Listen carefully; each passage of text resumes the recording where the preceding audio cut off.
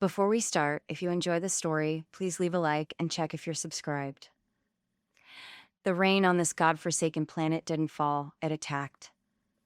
Nathan Cross ducked through the cabin door as another wave of caustic droplets hammered the roof, each impact releasing a faint hiss where the liquid ate into the structure's protective sealant. His new home.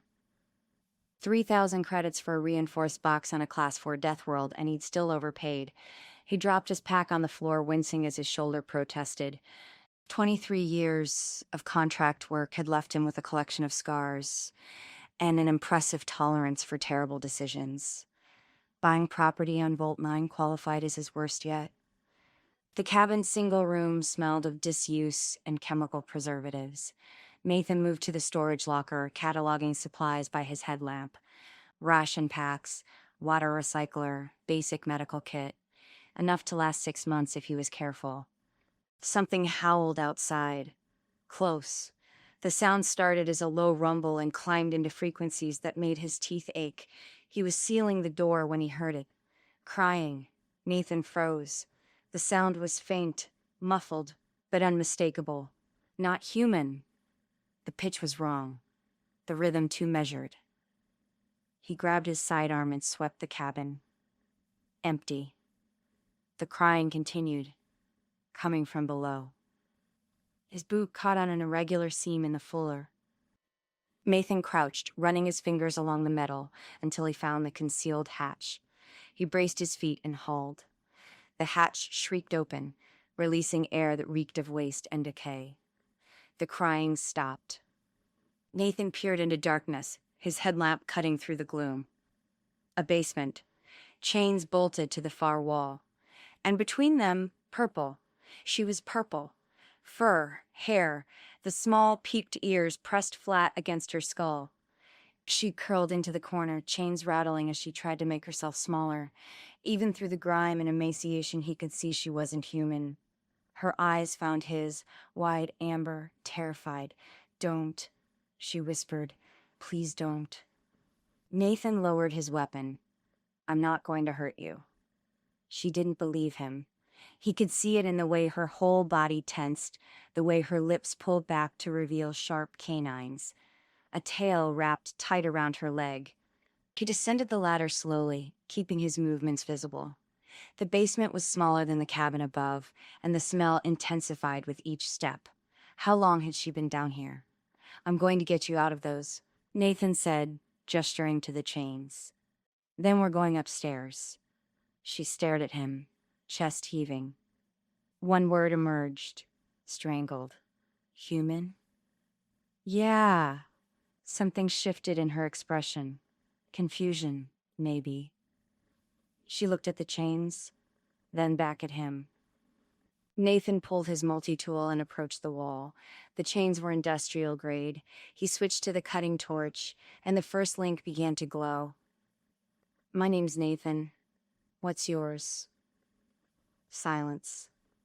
Then, so quietly he almost missed it, "Kessa." A first chain snapped. She flinched but didn't pull away. Nathan moved to the second, acutely aware of how close he was standing, how each breath she took sounded labored. Her fur was matted with filth, and he could count her ribs. "Who did this to you?" "My people. My crime. My sentence." The second chain gave way.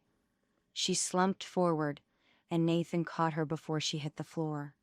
She weighed almost nothing. Her skin burned with fever. "Beezy, I've got you." She made a sound in her throat, something between a whimper and a growl. Her hands found his jacket, claws catching in the fabric. Nathan carried her up the ladder. She pressed her face against his shoulder while he navigated the climb one-handed. By the time he laid her on his bedroll, her eyes were closing. He worked quickly. Water first, just a few sips. She choked on the first mouthful, but managed the second. He stripped away the rags she wore and tried not to catalog the damage. Bruises, cuts that had scarred badly, patches where fur had been torn out. Then he saw her back. Words burned into her flesh in a language he didn't recognize but understood regardless. Someone had branded her. Each character was a separate act of cruelty, What does it say? He asked. Kessa's eyes opened, fever bright. My confession. What did you confess to? Nothing. She tried to sit up, failed. I was security, mid-level. They called me to a residential district. When I arrived, executions. Systematic. My commander and his unit filling families. I asked why. He said they'd seen something they shouldn't have. Evidence of weapon sales to enemy factions. Nathan's jaw tightened. I refused to participate. Recorded everything. Sent it to internal review. Her claws flexed against the bedroll. 48 hours later, I was convicted of sedition and treason. They branded the confession into me. Then they brought me here and chained me in that basement. This cabin is on the edge of surveyed space. A death world no one wants. Her eyes met his. I was supposed to die down there slowly, alone. That's the sentence for traitors. Outside, something screamed. The sound was closer than before, more aggressive. Nathan glanced at the door, then back at Kessa. She was watching him with an intensity that cut through her exhaustion. You're human, she said. Humans don't buy Deathworld property. I'm not most humans. Why are you here? Nathan pulled a thermal blanket over her. Needed somewhere no one would find me. And now we figure out how to keep you alive. He stood, checking the door seal. Rest. I'll keep watch. Kessa's hand shot out, catching his wrist. Her grip was weak, but the desperation behind it was iron. Why? Nathan looked down at her, this alien woman, brutalized by her own people, left to rot in his basement. 23 years of killing, and he'd never once stopped to save someone who couldn't pay him.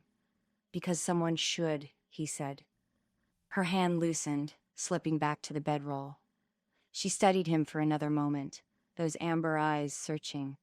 Finding nothing to fear, she finally closed them. Nathan returned to the window, watching shapes move through the rain. He'd come here to disappear. Instead, he found someone the galaxy had already forgotten. He checked his weapon and settled in for a wrong night. 5 days passed before Kessa could stand without assistance. Nathan watched her grip the cabin's support beam, knuckles white beneath purple fur, legs trembling with the effort of holding her own weight. She'd refused his help this time, jaw set in stubborn pride. 30 seconds, she said through gritted teeth. You're counting too fast. I'm counting fine. Her legs gave out at 27.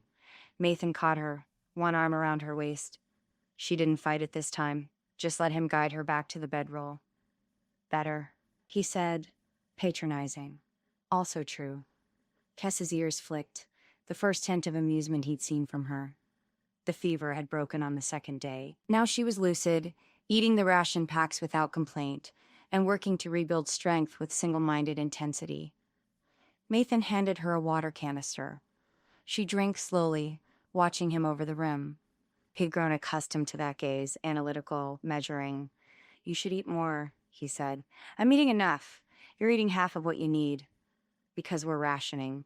She set the canister down. I checked the inventory. 6 months of supplies for one person. Split between two, that's 3 months. Nathan pulled out 2 ration packs and tossed one to her. We'll figure it out. How? Same way I figured out everything else. By buying cheap real estate? He turned to find her almost smiling. The expression transformed her face, softening the sharp edges that pain had carved into her features. It lasted only a moment before her ears flattened again. You're hilarious when you're starving, Nathan said. I'm hilarious always. You're just now noticing. They ate in comfortable silence. The death world hadn't let up. Every night brought new threats, testing the cabin's defenses. 2 nights ago, something had tried to dig under the foundation. Nathan had driven it off with a torch. Teach me to shoot, Kessa said suddenly. Nathan looked up. What? Your weapon. Teach me to use it. She met his eyes. If something gets in here, I won't be dead weight. You're recovering from, I know what I'm recovering from. Her voice carried an edge. I also know I can't rely on you for everything. If you're injured, I need to defend myself. Nathan studied her. The desperation from that first night had calcified into something harder. She wasn't asking for protection. She was demanding partnership. Tomorrow, if you can stand for 5 minutes without shaking, deal. Tomorrow came with rain that hammered the cabin like small arms fire. Kessa stood for 7 minutes, and Nathan kept his word. He started with basics. How to hold the weapon, how to brace for recoil, how to sight the target. She absorbed it with focus, muscle memory from her security work bleeding through. Squeeze, don't pull, Nathan said, standing close behind her, his hand guiding her aim toward the target he'd scratched into the far wall. Kessa's finger tightened. The weapon kicked, and the shot went wide by 2 inches. Again, she adjusted, fired.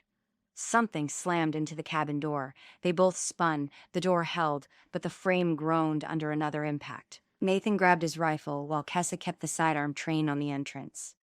How many? She asked. Can't tell. A third impact. The sealant around the door began to crack. Nathan moved to the window, peering through the reinforced glass. Shapes moved outside, quadrupedal, armored hides, pack hunters. At least 4. They're testing our defenses, Kessa said. She'd moved beside him, close enough that her shoulder pressed against his arm. Looking for weak points, found one. Another hit, harder than the last. We can't let them inside, Kessa said. Nathan checked his ammunition. Enough for a fight, not enough for a siege. He grabbed the chemical deterrent from the supply locker, toxic to most vault mine fauna. 1 canister left. When I opened the door, stay back, Nathan said. Kessa, you're not doing this alone. Her amber eyes held his, and Nathan saw the security officer she'd been. The woman who'd drawn on her own squad to stop an execution. Cover the left flank, he said. She nodded once. Nathan counted down from 3, then yanked the door open and lobbed the canister. It detonated midair, releasing caustic vapor. The preachers outside shrieked, scrambling back, but one lunged through the gap. Nathan fired. The shot caught it in the shoulder, spinning it sideways. It recovered fast, jaws snapping toward his throat. Kessa's shot took it in the skull. The creature dropped. They stood in the doorway, weapons raised, watching the others retreat into the rain. The chemical cloud dissipated slowly, leaving residue that hissed against the ground. Clear, Nathan said. Kessa lowered her weapon, breathing hard. Her hands shook now, not from fear but from exertion. She'd been standing and fighting for nearly 15 minutes. He reached out, studying her arm. She didn't pull away. Instead, she leaned into the contact slightly. Not bad, Nathan said. That wasn't my first firefight. First one in a while, though. True. She looked at the dead creature, then at him. Thank you for trusting me with this. You earned it. They dragged the carcass outside, away from the cabin. When they returned, Kessa's legs finally gave out. Nathan caught her, and this time when he lifted her, she rested her head against his chest without protest. I've got you, he murmured. I know. He laid her on the bedroll. She caught his wrist before he could pull away, her touch lighter than before but no less deliberate. Stay, she said, just for a moment. Nathan sat beside her. Kessa shifted closer, her tail curling around her leg. You're not what I expected, Kessa said quietly. What did you expect? Humans are supposed to be soft, quick to break. That's what we're taught. Her claws traced absent patterns on his sleeve. You're not soft. Neither are you. I was starting to think I was, down there in the dark. I started to believe what they said about me. Nathan's hand found hers, fingers threading between claws carefully. You're the strongest person I've met. You don't know many people. I know enough. Kessa's ears flipped forward. Her thumb traced over his knuckles, following old scars. Why did you really come here? She asked. Nathan was quiet for a moment. Same reason you were sent. Needed to disappear. What did you do? What I was told. For 23 years. Then I stopped. and they wanted you dead for it. Something like that. Kessa shifted, her weight settling against his side. The contact was careful, testing boundaries. We're quite the pair, she said. Two traitors on a Deathworld.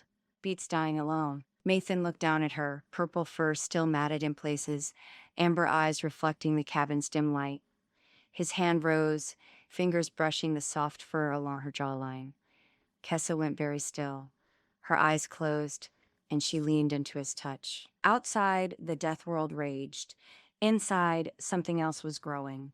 The water recycler failed on day 12 with a grinding screech that woke them both. Nathan was on his feet immediately, checking the diagnostic panel. Red lights across the board. Kessa appeared beside him, her tail lashing with agitation. How bad? She asked. Filtration systems fried. He pulled the access panel, revealing corroded components. Must have been damaged before I bought the place. How long do we have? 3 days of stored water. After that, we find another source. Nathan pulled up the survey map. There's a spring, 5 kilometers northeast. Kessa studied the map, her ears tilting forward. Through hostile territory. We'll need to move fast. You're not strong enough for... I held off pack hunters 3 days ago. Her amber eyes met his. I'm strong enough. They prepared in silence, checking weapons and loading packs with empty containers. Kessa moved with practiced efficiency, and Nathan found himself watching the way she worked. Economical, focused, every motion deliberate. What? She asked, catching him staring. Nothing. You're a terrible liar. The rain had stopped, leaving the landscape steaming under Vault Mine's harsh sun. They moved through dense vegetation, Nathan leading while Kessa covered their flank.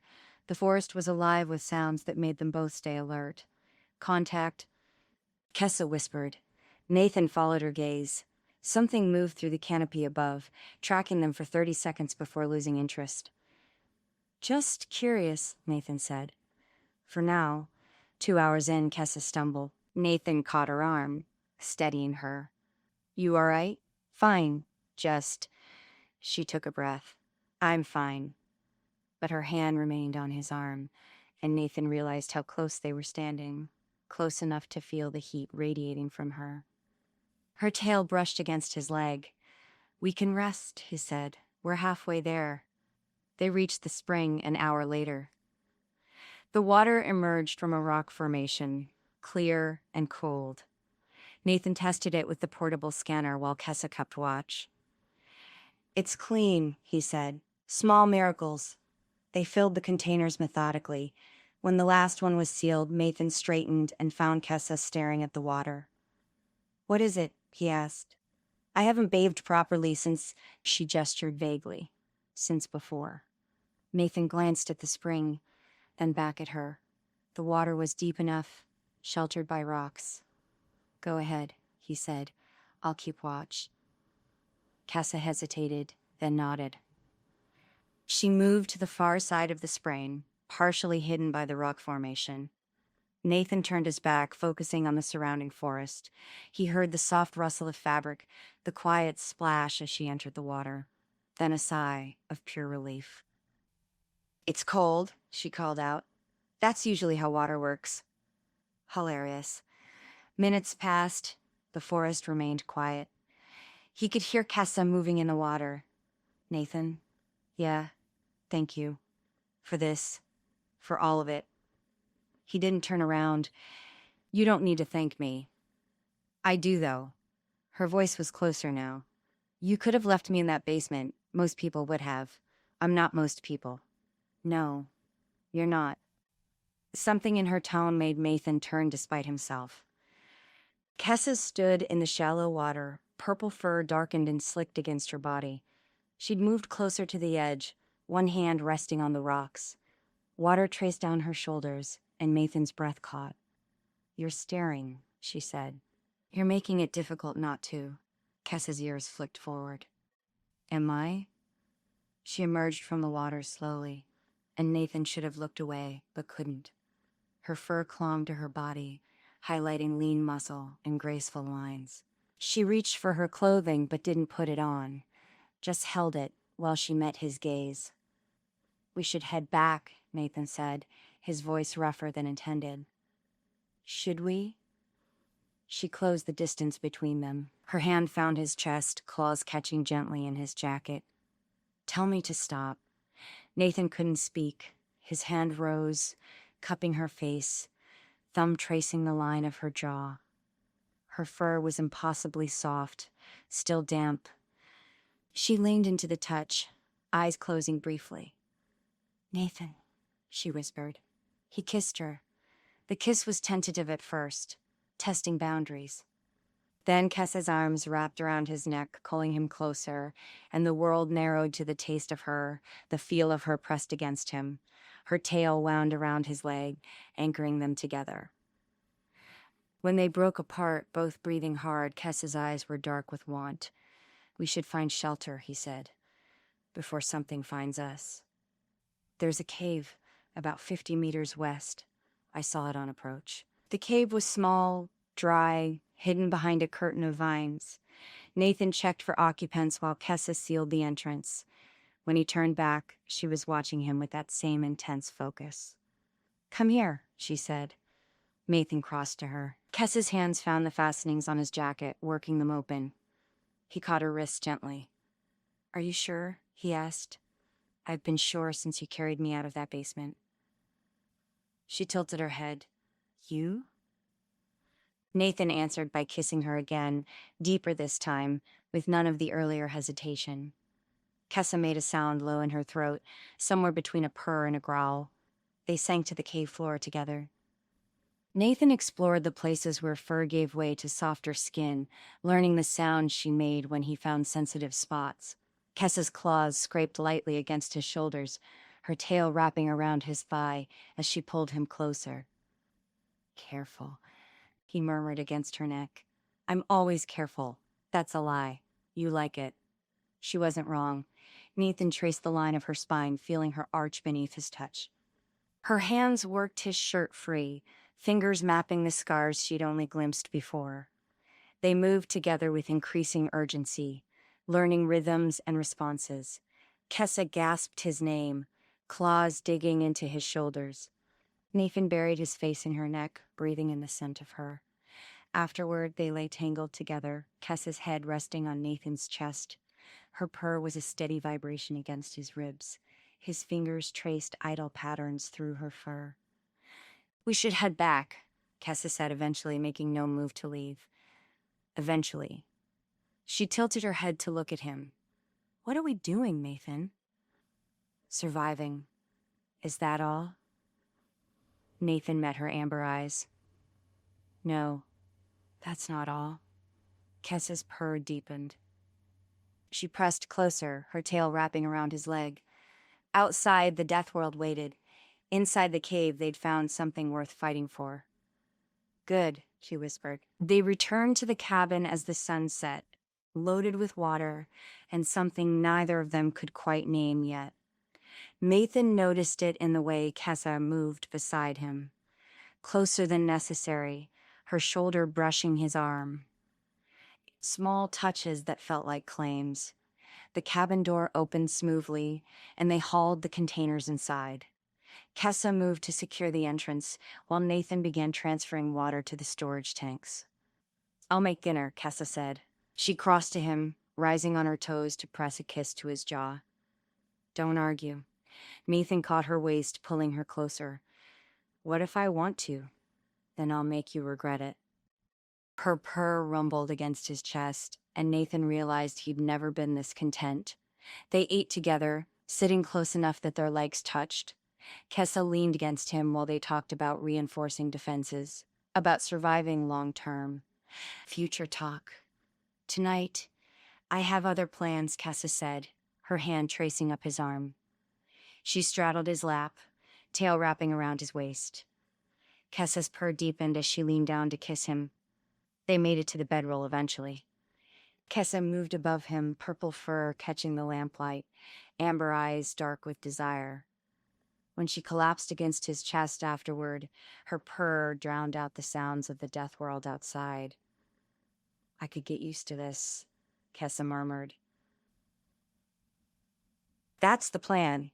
They fell asleep tangled together. Nathan woke to silence. Wrong silence. Vault 9 was never quiet, but now there was nothing. Kessa was already awake, ears swiveling toward the door. She met his eyes and put one finger to her lips. Nathan moved slowly, reaching for his rifle. Kessa grabbed her sidearm, positioning herself by the window. A voice crackled through the cabin's external speaker. Kessa, I know you're alive. Kessa's face went blank, claws extended.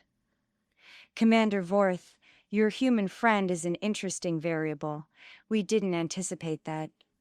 Nathan pulled out the scanner. 4 heat signatures outside. Armed. We've been watching, Kessa. Every moment. Every choice. You were never meant to survive. You were meant to be a data point. Vorth's tone carried amusement. Then your human arrived. Would he leave you? Would he use you? You performed admirably, but the experiment is over. Time to clean up loose ends. Kessa's breathing had gone shallow. Nathan touched her shoulder. They were watching us, Nathan said quietly. Everything. Nathan checked his ammunition.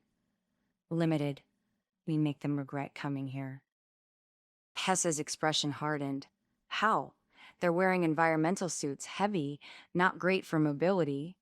Nathan pulled up the terrain map, and they don't know this place like we do. Understanding dawned in her eyes. You want to use the Deathworld against them? Kessa moved to the equipment locker. The nesting grounds. 2 kilometers south. Those pack hunters I tracked, they have dozens there. Nathan stared at her. You tracked pack hunters? I was bored. She checked her weapon.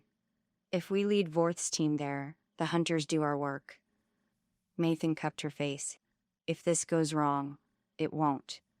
She pressed her forehead to his. We're getting through this. Together. He kissed her hard. When they broke apart, both were smiling. They moved to the basement, to the hidden emergency exit that opened into the forest 50 meters from the cabin. Nathan triggered the cabin's external lights, and they dropped through the hatch. Behind them, the cabin door exploded inward. They ran. The forest swallowed them. Behind, 4 environmental suits crashed through undergrowth. Heavy, slow. This way, Kessa hissed, veering south. They ran through terrain they now knew intimately. Behind them, Vorth's team learned the hard way. Someone screamed. 1 soldier thrashing in acidic vines. 3 pursuers left. The cannon appeared ahead. From within, sleeping predators. Nathan pulled the portable torch from his pack. Now we wake them up. He threw it into the canyon. It ignited among the pack hunters. They poured out like a flood, dozens of armored bodies, teeth and claws. Vorth's team rounded the corner just as the swarm emerged. Nathan and Kessa were already running toward a narrow ravine too small for the hunters. They squeezed through as screaming filled the air behind them. When they emerged, the screaming had stopped. They made their way back carefully. The cabin door hung open. Inside, Nathan checked for surveillance gear. There, hidden in the walls. Cameras, audio pickups, transmitters. Watching us, Kessa said quietly, the whole time. Nathan pulled the first camera free and crushed it. Then the second, Kessa joined him, tearing equipment from the walls. When the last transmitter lay destroyed, she turned to him. They saw everything. They saw us survive. Nathan pulled her close. They saw you refuse to break. They saw us choose each other. Kessa buried her face in his chest. He held her while she shook. We need to make sure they're dead, she said finally. At dawn, they found the bodies. The pack hunters had been thorough. Kessa stood over Vorth's corpse. Then she spat on it. That's for the families you murdered. Nathan found their ship. The flight computer contained everything. Surveillance footage, research notes, orders. Proof. We could broadcast this, Nathan said. Expose what they did. Kessa looked at the data, then at the cabin. Or we could destroy it. Let them think we died here too. You give up justice? I choose peace. She met his eyes. With you, here. Nathan thought about the life they built, the routines, the trust, the connection, about going back to civilization, to being alone. Let's burn it, he said. They torched the ship, watching flames consume evidence of their survival. When it was done, they walked back hand in hand. We'll need to repair the door, Kessa said, and replace the surveillance equipment with actual defenses, and maybe build an addition. Kessa's tail wrapped around his leg. Planning long term? Nathan pulled her close. Yeah, I am. She kissed him, and they began building their future. 3 months after the Gernvorth ship, Nathan woke to Kessa's purring and sunlight streaming through the new windows. The cabin barely resembled what he'd bought. They'd expanded it, adding a second room and reinforcing every surface. A basement was now proper storage in a fallback position. Early warning sensors ringed the perimeter. Kessa stirred beside him, purple fur warm against his skin. Her tail was wrapped around his leg, possessive even in sleep. Nathan traced a finger along her spine, watching her ears twitch. I'm awake, she murmured. Could have fooled me. I was enjoying the attention. She opened one amber eye. Don't stop, Nathan continued the gentle stroking. Kessa's purr deepened, and she stretched before rolling to face him. Morning, she said. She kissed him slowly. When they finally broke apart, both were smiling. What's the plan today? Kessa asked. Water run. Then I need to repair the north sensor. I'll come with you. They dressed and ate breakfast. Actual food now, not just rations. Nathan had identified several edible plants native to Vault 9, and Kessa had developed a method for processing local protein sources. The water run was routine now. They'd mapped the safest routes, knew which predators to avoid. The spring was theirs. I've been thinking, Kessa said as they filled containers. Dangerous. She splashed water at him. About what comes next? Nathan set down a container. What do you mean? We're surviving. We're even thriving. Kessa looked at the surrounding forest. But is this enough? Just the two of us, hiding? You want to leave? No. She turned to face him. I want to live. Really live. Not just survive. Nathan studied her expression. What are you thinking? There are others like us. People who don't fit. Who got thrown away. Kessa's tail lashed with excitement. What if we found them? Offered them what we have here. A Deathworld sanctuary. A home. She moved closer. We've proven humans and my species can work together. We've proven this planet can be tamed. What if we're just the beginning? Nathan considered it. The cabin could be expanded further. They had water, food sources, defensible territory. They weren't just surviving anymore. They were building something. It's dangerous, he said. Bringing others here. We'd be responsible for them. We're good at dangerous. We'd be exposing ourselves. Let them try to take me. Kessa's claws extended slightly. I'm not that scared officer anymore. And I have you. Nathan pulled her close. You really want this? I want to build something that matters. With you. She looked up at him. What do you want? Nathan thought about the mercenary he'd been. The man who bought a cabin to die alone. That person felt like a stranger now. I want you to be happy, he said. Then make me happy. Say yes. Yes. Kessa's smile was brilliant. She kissed him hard, and Nathan lifted her, spinning them both while she laughed against his mouth. They spent the afternoon planning. How to screen potential settlers, how to expand infrastructure, how to maintain security while building community. It was ambitious, maybe foolish, but Nathan found himself believing in it, because Kessa believed in it, and he believed in her. That evening, they sat on the cabin's new porch, watching the sun set over Vault 9's hostile landscape. Kessa leaned against Nathan's shoulder, tail wrapped around his waist. Thank you, she said quietly. For what? For finding me. For saving me. She tilted her head to look at him. For choosing me. Nathan kissed the top of her head. I didn't choose you. You chose me. We chose each other. Yeah, we did. A predator howled in the distance. Once, that sound had meant danger. Now, it was just background noise, part of their home. Tell me about your first contract, Kessa said. So Nathan told her about the war that had orphaned him, about joining up at 16, about the first time he'd killed someone. Kessa listened without judgment, her claws tracing back and changing 7 contents with plans of rocks. And later, Kessa listened without judgment. Kessa, tell me about before. Kessa talked about her family, about choosing law enforcement to make a difference, about the idealism that had gotten her branded a traitor. Nathan held her while she spoke. We're quite the pair, Kessa said eventually. 2 broken people on a broken planet. We're not broken. We're rebuilt. Better than before? Nathan looked at her, purple fur catching the fading light, amber eyes bright with intelligence and affection.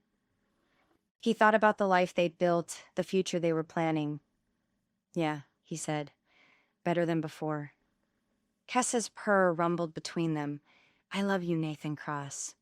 The words hung in the air, simple and profound. They'd shown it 100 different ways, but never spoken it. I love you too, he said. Kessa's eyes glistened. She pressed her face into his neck, and Nathan felt wetness against his skin. Happy tears this time. Say it again, she whispered. I love you. Again. I love you, Kessa. She pulled back to look at him, both hands cupping his face. I was supposed to die in that basement. Alone. Forgotten. I know. But you found me. You gave me a reason to fight, to live. Her claws traced his jawline gently. You gave me everything. You gave me the same.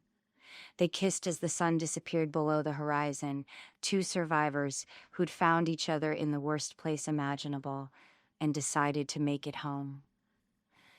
Later, in their shared bed, Kessa traced the scars on Nathan's chest while he ran his fingers through her hair. What do you think happens now? She asked. We build, we grow, we make this place into something worth protecting. And if they come for us again, your people are mine, Nathan's hands stilled in her hair. Then we remind them why Deathworlds are called Deathworlds. Kessa's smile was sharp. I like that answer. She shifted, moving to straddle him. One more thing. What's that? If we're building a community, starting a settlement. Her tail traced up his leg. We should probably discuss reproduction. Nathan's hands found her hips. Are you asking what I think you're asking? I'm saying that our species are compatible, rare, but documented. Kessa leaned down, breath warm against his ear. I'm saying I want a family with you. Eventually. When we're ready. Nathan pulled her down into a kiss that answered better than words ever could. Kessa's purr vibrated through both of them as they came together, building toward a future neither had dreamed possible 3 months ago. Afterward, tangled together in comfortable exhaustion, Nathan watched Kessa sleep. Her face was peaceful, one hand resting on his chest. Purple fur rose and fell with each breath. He bought a cabin to disappear, to let the galaxy forget Nathan Cross existed. Instead, he found Kessa, found purpose, found home. Outside Vault 9's nocturnal predators began their hunts. Inside, 2 people who should have died alone slept in each other's arms, already dreaming of tomorrow. The Deathworld had tried to kill them both. It had failed, and now they were going to turn it into something beautiful. Nathan's last thought before sleep claimed him was simple. He'd finally found where he belonged. In a reinforced cabin on a Class 4 Deathworld, holding a purple-furred alien who'd chosen him just as completely as he'd chosen her. Home.